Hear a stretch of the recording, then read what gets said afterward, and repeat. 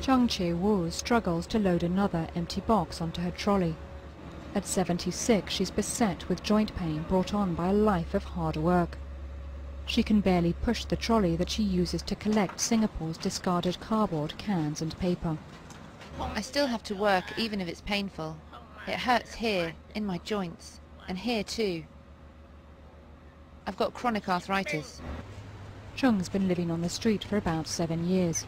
There's no free healthcare in Singapore, and her late husband's medical bills left her destitute. She survives by selling scrap, but even those meagre earnings are under threat. The economic crisis has hit the recycling industry hard. 3 months ago, the price of recyclables was higher. I could earn at least $10 every day, maybe more. But prices are dropping. They're now a lot lower. Recyclables are only selling for a few dollars now. Singapore is one of Asia's wealthiest nations, but also the first to slip into recession because of the global financial turmoil. The Singapore Buddhist Lodge provides free meals 3 times a day. They've seen numbers increase 40% in the last few months as people save money any way they can. The government in Singapore isn't welfare orientated. They won't give you money if you're in trouble. You have to rely on your own diligence. The only jobs that people can find are labour-intensive jobs like sweeping the floor. They don't care what the salary is as long as they can work and earn some kind of money. Back in the alley, Chung faces a new worry. Thieves looking to make a quick buck have been stealing her scrap.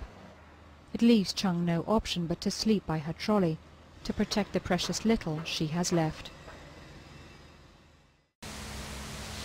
Governments the world over are dealing with having to keep healthcare costs down and yet providing quality care. In Singapore, Health Minister Khaw says the principle is to keep to the basics. This means recognizing that healthcare can never be free and making sure people take charge of their own health and keeping politics out. The more politicians do not speak the truth, for example, like healthcare is free, vote for me, I'll give you free medicine, you distort the market. Today, all our healthcare systems all over the world are heavily distorted. Singapore is but at least if we know the direction to follow, I think each time whoever is in charge, you try not to bring new distortions, and during your term, you try to remove as much distortions as you can.